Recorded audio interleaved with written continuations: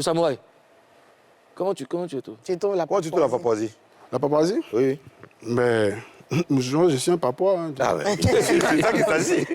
Nous, on vit dans la haute sphère. On ne monte pas son village à sa main gauche. Alors, avec vous, on va parler, comme je le disais, au risque de me répéter, on va parler des rythmes de la côtière. Alors, monsieur Edson, tu as transformé, tu as créé ce rythme-là. Est-ce qu'il y a un secret particulier? Rectificatif, je ne l'ai pas créé. En fait, ce sont des rythmes, sur toute la côtière, sur tout le littoral de la Côte d'Ivoire, il y a un lien particulier sur le plan rythmique dans les villages qui lie un peu toutes les contrées là, du littoral. Donc, il y a cette façon de chanter là qui est commune à tout le monde. Donc le Youssoumba est né là et moi je n'ai fait que moderniser. Voilà. J'ai modernisé ce rythme-là qui vient de la côtière, qui est le Youssoumba. Maintenant, à un certain moment, il y a eu une petite confusion entre le Youssoumba et le Mapuka. Le Mapuka, ce n'est qu'une danse. Ce n'est pas une musique, c'est une danse. Mais qui se danse sur la rythmique Youssoumba. Voilà.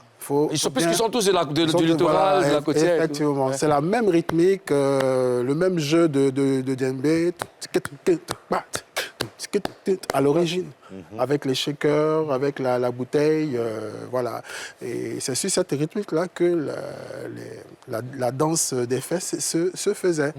Voilà. Donc les gens, il y a eu un amalgame qui a été fait par rapport à ça. Donc il faut bien différencier les choses. Il y a la danse et puis il y a la rythmique. Mais la rythmique, c'est le Youssoumba. Voilà. Qui a aussi sa façon d'être dansé. Ah ouais. Le Youssoumba, oui. Bien sûr. Le Youssoumba, là, c'est oui. Voilà, c'est ça. C'est exactement ça. Fais comme ça. Fais. Il peut pas où? C'est le mouvement principal.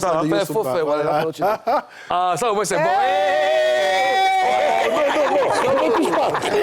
On a tout gâté ce vendredi. Non. Oui, tu es un pro, essaie. Non, David, tu sais que je suis un grand enfant. Je sais. Bien sûr. Bien sûr. Karina? Moi, j'aimerais demander à Tino et Emilio, est-ce que vous vous rappelez de la première fois où vous avez croisé le père Totorino? Oui. Qu'est-ce que vous lui avez dit le jour là au studio? La première fois. Tino? Tino. La première fois, parce que moi, j'étais petit, je le voyais à la télé. Hein. Donc, la première fois, c'était au plateau. D'accord. J'étais avec... Toi, tu étais petit. Tu as grandi quoi? Ouais, maintenant, regarde comment je suis. Regarde là-bas, regarde derrière toi. Ça veut dire que j'ai grandi maintenant. Voilà, j'étais avec Chevalier. C'est la première fois que j'allais le croiser. Ouais. On était en quête du producteur. D'accord. Et on s'est croisés au plateau, à la radio, je crois. Non, à la télévision. À la télé. À la télévision nationale. Non, à la radio d'abord, quand on est venu la première fois où on avait les cassettes là. Ah ça, je ne m'en souviens pas. Ça, c'est doit être à la période où vous cherchez. À l'Ocodrome. Oui, mais moi, je ne sais pas. Mais comme moi, je vais à l'Ocodrome, pendant l'émission, tu as au moins 5, 6... Je ne peux pas se rappeler. Je ne peux pas me souvenir. Mais tu aussi, bon, Benguis aussi, Choco aussi. Je m'en souviens. Toi, tu vas t'en souvenir, mais moi... La deuxième fois, c'était là où vous étiez... Mais lui, il doit se rappeler, parce que Gadou de ça, là. Il doit se rappeler. S'il y a quelqu'un qui doit se rappeler, c'est lui. Exactement. Donc, c'était là la première fois. Et Emilio, et toi? Moi, ma première fois, c'était à l'enregistrement de Tino. On a travaillé. Tino n'a pas pu aller en Europe. Donc, il est resté, il était avec moi. Donc, on a travaillé son album. Il fallait maintenant faire le chœur. Bon, parmi nous, il y avait un qui n'avait pas l'harmonie des voix. Donc, quand on allait chez le vieux, et on était dans la cabine, il dit, mais je ne comprends pas. Qu'est-ce qui se passe? Il dit, bon, il relance, c'est la même chose. Il nous fait sortir. Donc, il nous fait sortir. Mais qu'est-ce qui se passe? Dehors là-haut. Les gars, il me faut perdre le temps. Donc. Et quand on allait à la maison, c'est les Sawa qui sont venus. Oui, qui ont les Sawa, qu'est-ce qu'ils chantaient déjà? C'était Laurent vient t'amuser. Ça, c'est pour les papois, c'est pour qui savent, ouais. Donc, juste après, quand je suis rentré à la maison, j'ai dit à mes frères, il faudrait qu'on travaille encore. Mais moi, je sais que toi, c'est toi qui fais que le vieux est fâché.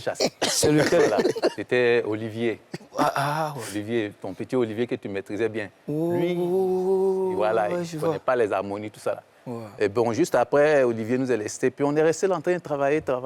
Bon, mon jeune frère me disait, mais les gens sortent, la musique, il faut faire sortir. Il dit, non, on n'est pas venu pour sortir à la télévision. On est venu pour se faire un nom. Maîtrise-toi en travail. Tu n'as pas compris ce qu'ils nous ont dit au studio. Et c'est ce qui a donné maintenant Sophie. Sophie, ah, ok, d'accord. J'ai bien fait de vous chasser.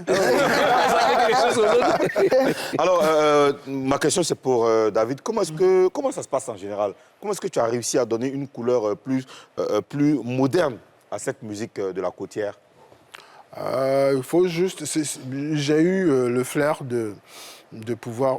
Moi-même, je suis aussi originel de la côtière, donc c'est quelque chose que j'ai dans le sang déjà. Donc, c'était pour moi un devoir, en tant que réalisateur artistique, de mettre ce rythme-là qui vient de ma région en avant. Donc, il y avait déjà le zouglou, il y avait quelque chose d'extraordinaire qui sortait de chez moi. Donc, c'était pour moi déjà un devoir de le faire.